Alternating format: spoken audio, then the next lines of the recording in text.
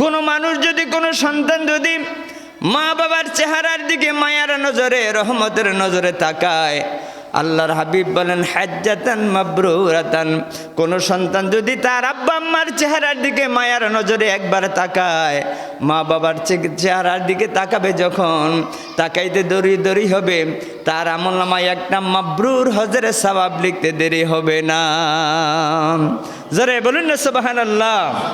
সাহাবী ডেকে বললেন মান নাযারা মিয়াতা মাররাতিন, হুজুর আপনি বলেছেন আব্বা আম্মার চেহারার দিকে যদি আমি তাকাই আমি একটা কবুল হজের সওয়াব পাবো। আমি যদি মান নাযারা মিয়াতা মাররাতিন, আমি যদি আমার আব্বা আম্মার চেহারার দিকে প্রতিদিন 100 বার তাকাই, আল্লাহর হাবিব বলেন ও সাহাবী, আব্বা আম্মার চেহারার দিকে যদি 100 বার তাকাও 100 কবুল হজের সওয়াব তোমার আমলনামায় লেখা হবে।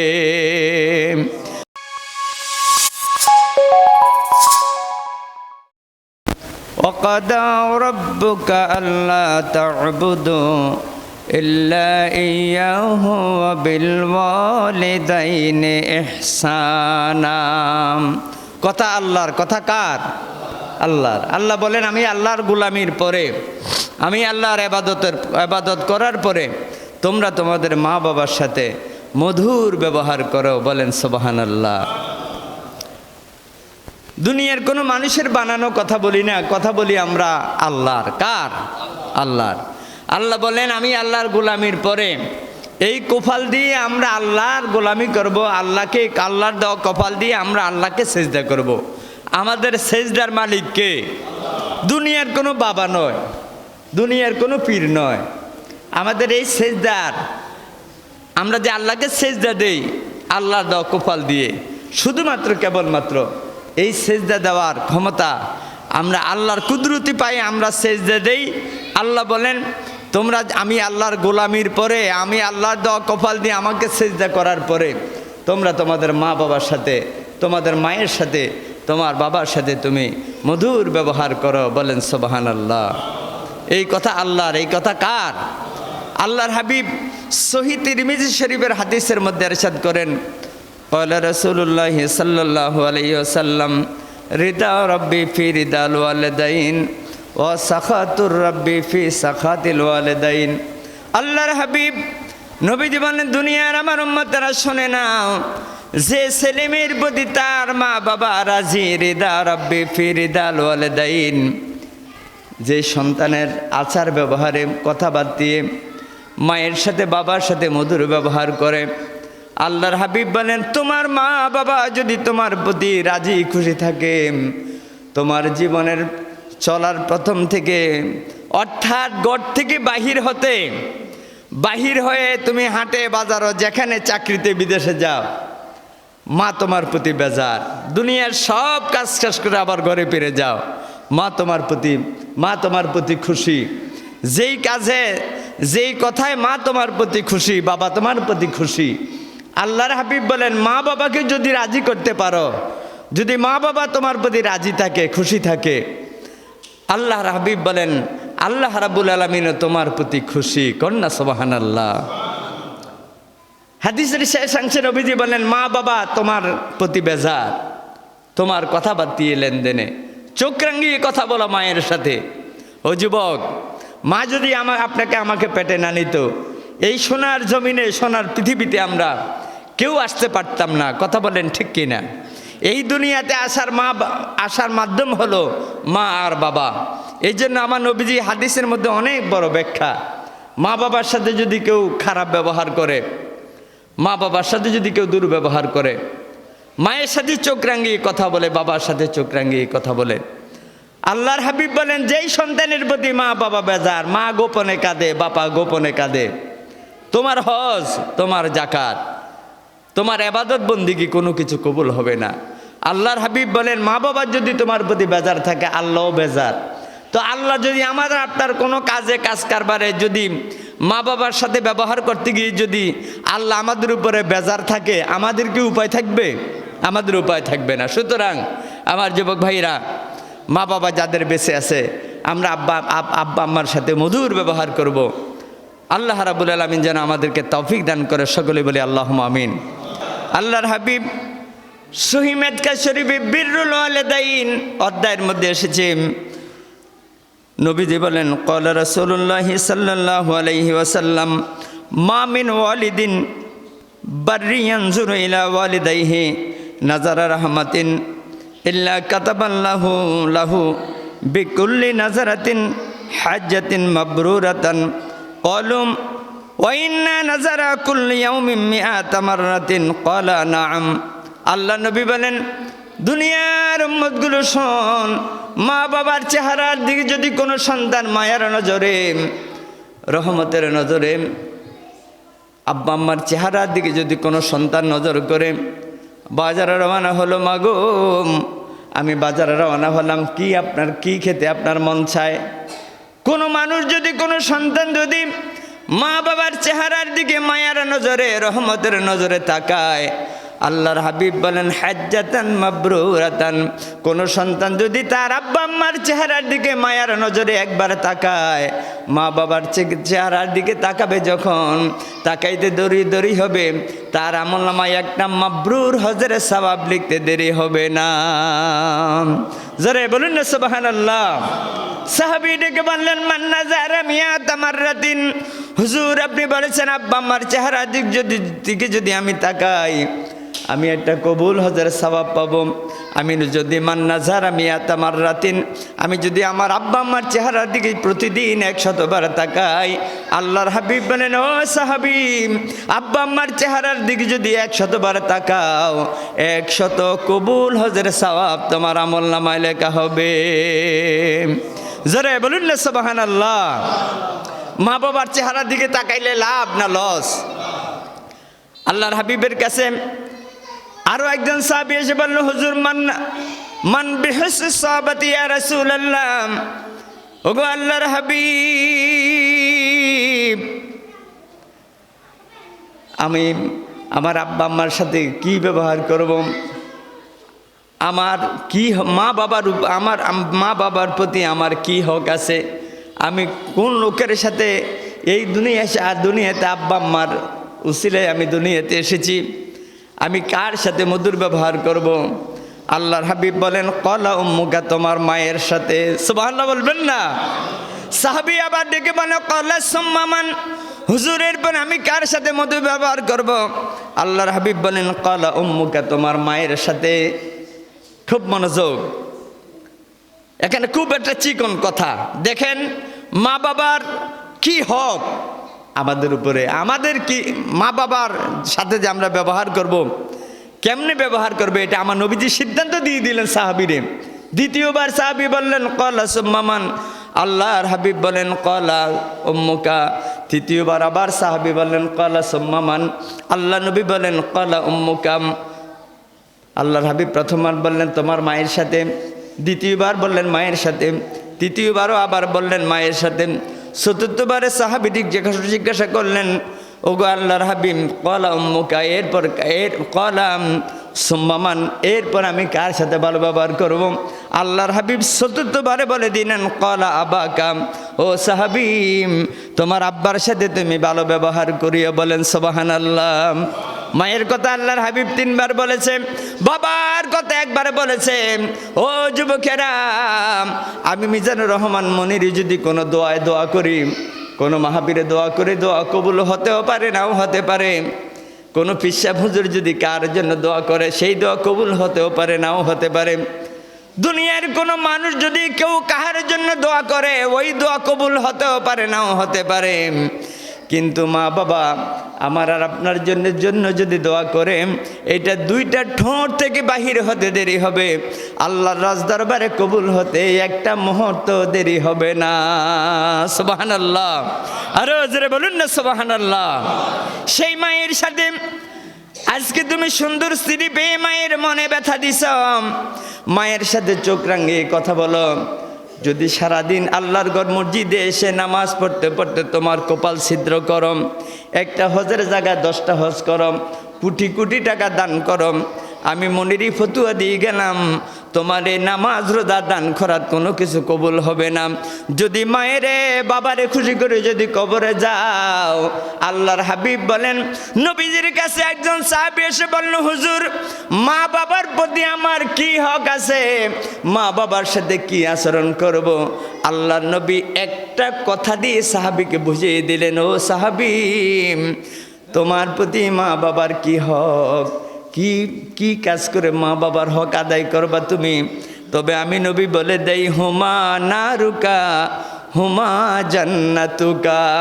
ও সাহাবী, মা বাবা তোমার জন্য জাহান্নাম, আর মা বাবা তোমার জন্য জান্নাত। সুবহানাল্লাহ বলবেন না?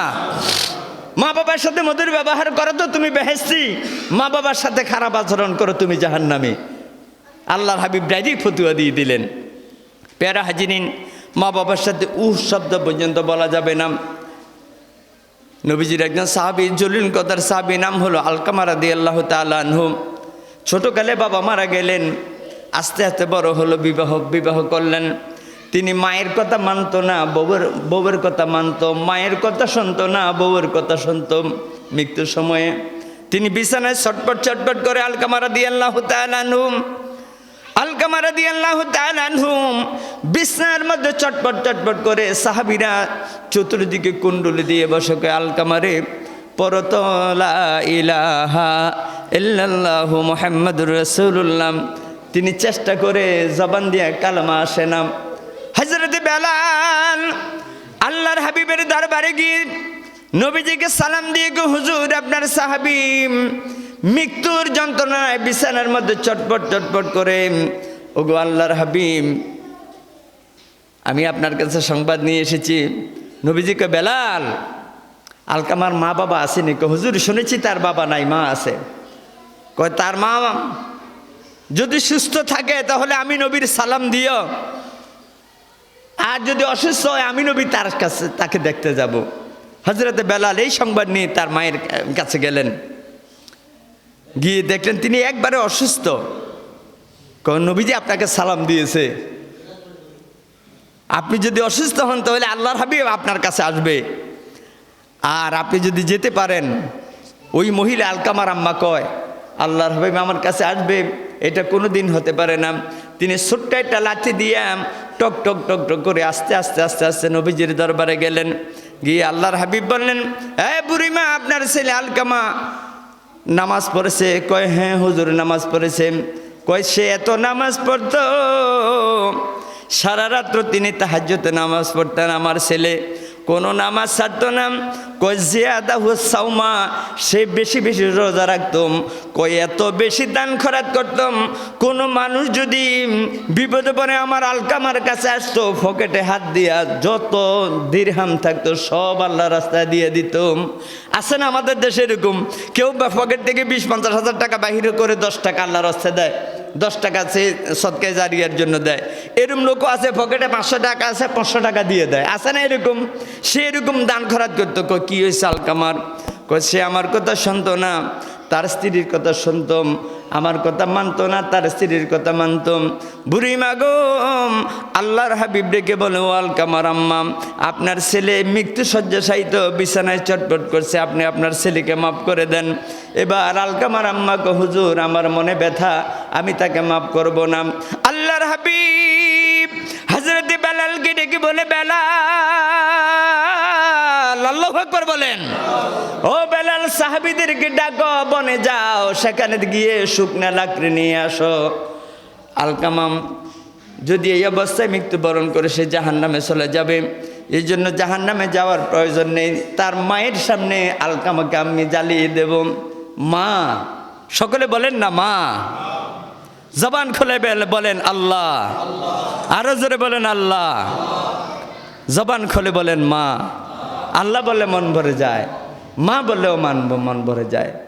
মায়ের পাগল ছেলে সবসময় মায়ের খেদমত করতো, মায়ের পাশে দাঁড়াতো। মা বৃদ্ধ পায়খানা করলে পরিষ্কার করে দিতেন, প্রস্রাব করে পরিষ্কার করে দিতেন। মাকে কাঁধে নিয়ে টয়লেটে যায়, আবার টয়লেট থেকে মাকে কাঁধে নিয়ে আসে। হাসপাতালে মা জননীকে কাঁধে নিয়ে 10 তলায় উঠায়, আবার 10 তলায় নামে। মার হায়াত শেষ হয়ে গেল, মা জননী মৃত্যুর শরবত পান করে ঘরে ঘুমায়। কাপড়ের কাপড় পরালো। জানাজার কয়েক মিনিট আগে ওই কলিজার টুকরা ছেলে যিনি মায়ের খেদমত করেছে ঘন্টার পর ঘন্টা, মাসের পর মাস, বছরের বছর বছর, জানাজার কয়েক মিনিট আগে মাকে কাপড়ের কাপড় পরে খাটে তুলে রাখলাম। কিছুক্ষণ পরে জানাজা দিবে। ওই ছেলেটা মায়ের পালঙের কাছে গিয়ে মাথার শিউরে গিয়ে কাপড়ের কাপড় খুলে ওই মার আপন কলিজার টুকরা ছেলে মায়ের চেহারার দিকে তাকিয়ে ঝর্ণার মতো চোখের পানিগুলো ছেড়ে ছেড়ে কয়, মাম, কি কয়, শেষ বিদায়ের পালকি চড়ে কই চলেছ মাম, কেমনে তোমায় দিব বিদায় মন যে মানে নাম। মায়ের আশেক পেয়ারা হাজিরিন খেদমতে আরজ করব। যখন আলকামার আম্মা শুনলেন আমার ছেলেকে এখন জ্বালাবে, আলকামার আম্মা আল্লাহর হাবিবকে সামনে রেখে গো, হুজুর আল্লাহর কসম, আনা উহিব্বু লিল ফুয়াদ। ফুয়াদ শব্দের অর্থ হলো অন্তরের অন্তরস্থল, মানে কলবের নরম জায়গা। আমি আমার ছেলেকে আমার কলবের আমার অন্তরের অন্তরস্থল থেকে আমার ছেলেকে আমি ভালোবাসি। হুজুর আমার ছেলেকে আপনি আগুনে জ্বালাবেন এটা হতে পারে না। যদিও আমি মনের ব্যথায় বলেছি আমার ছেলেকে আমার সামনে জ্বালাবেন, এটা কোনোদিন হতে পারে না। আল্লাহর হাবিবকে বললেন, হুজুর আমি তাকে মাফ করে দিলাম। হজরতে বেলাল দৌড়ি যায় আলকামার বাড়িতে, বাড়ি অনেক দূরে। হজরতে বেলাল আলকামার বাড়ি সরে গেলেন। এই কথা শুনে ঘরের কাছাকাছি গিয়ে দেখে এখনো ঘরে প্রবেশ করে নাই হজরতে বেলাল। ঘরের বাইরে থেকে শোনা যায় হজরত আলকামা রাদিয়াল্লাহু তাআলা আনহু উচ্চ কণ্ঠে বলে, লা ইলাহা ইল্লাল্লাহু মুহাম্মাদুর রাসূলুল্লাহ সাল্লাল্লাহু আলাইহি ওয়াসাল্লাম। আল্লাহর হাবিব সাহাবীদেরকে বললেন, হযরত বেলালকে উদ্দেশ্য করে বলেন, বেলাল তোমরা আমি নবীর পেছনে দাঁড়িয়ে দাঁড়িয়ে নামাজ পড়ে যেই মর্যাদার অধিকারী হয়েছ, আজকে হজরতে আলকামাকে তার মা জননী মাফ করার কারণে তোমাদের যেই মর্যাদা আমার সাহাবী আলকামারও আল্লাহর দরবারে এই মর্যাদা। বলেন সুবহানাল্লাহ। পরিশেষ সংক্ষিপ্ত কথা বলবো আমার যুবক ভাইরা, আজকে আমাদের দেশে বহু জায়গায় শোনা যায় মাকে মারো, বাবাকে মারো, মার সাথে চোখ রাঙিয়ে কথা বলো, বাবার সাথে চোখ রাঙিয়ে কথা বলো। খোদার কসম খেয়ে বলছি, যদি মা বাবা তোমার প্রতি বেজার থাকে, তোমার আখেরাতের প্রথম স্টেশন কবর, এই কবর হবে তোমার জাহান্নামের গর্ত। মা বাবাকে যারা মায়ের মনে ব্যথা দিছেন, বাবার মনে ব্যথা দিয়েছেন, আজকে রাত্রে আজকে বিকেলে গিয়ে মায়ের পায়ে ধরে কোন মা অন্যায় করেছি, অপরাধ করেছি, দেখবেন মায়ের মনে ব্যথা, মায়ের মনের যে ব্যথা আছে এই ব্যথা দূর হবে। পরিশেষে কথা বলবো, অনেকের মা দুনিয়াতে নাই, বাবা দুনিয়াতে নাই। আল্লাহর হাবিব সহিহ দাইলাবি শরীফের হাদিসের মধ্যে ইরশাদ করেন, কোনো সন্তান যদি তার মা মরে গেল, বাবা মরে গেল, প্রতি শুক্রবার দিন জুমার আজানের পরে, খুব খেয়াল, জুমার আজানের পরে মসজিদে এসে নামাজ পড়ে, কিংবা শুক্রবারের দিনে যেই কোনো সময়ে আব্বার কবরে, মায়ের কবরের পাশে দাঁড়িয়ে যদি কোনো মানুষ একবার আলহামদু শরীফ, তিনবার কুল হু আল্লাহু শরীফ পড়ে যদি মায়ের জন্য বাবার জন্য দোয়া করে, দোয়া কি, রব্বির হামহুমা কামা রব্বায়ানি সগীরা। সবাই এই আয়াতটা পারেন তো? আবার পড়েন, রব্বির হামহুমা কামা রব্বায়ানি সগীরা। আল্লাহর হাবিব নবীজি বলেন, কোন সন্তান, এতিম সন্তান যদি তার মা বাবার কবরের পাশে দাঁড়িয়ে দোয়া করে, এই দোয়া পড়ে, আল্লাহর হাবিব বলেন, আমার ওই উম্মতটা যদি আব্বার জন্য, মায়ের জন্য তার চোখ থেকে মাছির মাথা পরিমাণ পানি ছেড়ে দিয়ে কাঁদে, এই চোখের পানি শুকানোর আগে আগে আগে আগে তার আব্বা আম্মার কবরকে জান্নাতের টুকরা বানিয়ে দেয়। যারা বলুন না সুবহানাল্লাহ। আব্বা আম্মার জন্য দোয়া করব, যারা মরে গেছে তাদের জন্য দোয়া করব, যাদের আব্বা আম্মা দুনিয়ায় বেঁচে আছে মায়ের সাথে বাবার সাথে মধুর ব্যবহার করব। আল্লাহ রাব্বুল আলামিন যেন আমাদের সকলকে মা বাবার সাথে মধুর ব্যবহার করার তৌফিক দেয়, কন্যা আমিন। আর জোরে বলি আল্লাহুম্মা আমিন। ওয়া আখিরু দাওয়ানা আলহামদুলিল্লাহি রাব্বিল আলামিন। আসসালামু আলাইকুম ওয়া রাহমাতুল্লাহি ওয়া বারাকাতুহু।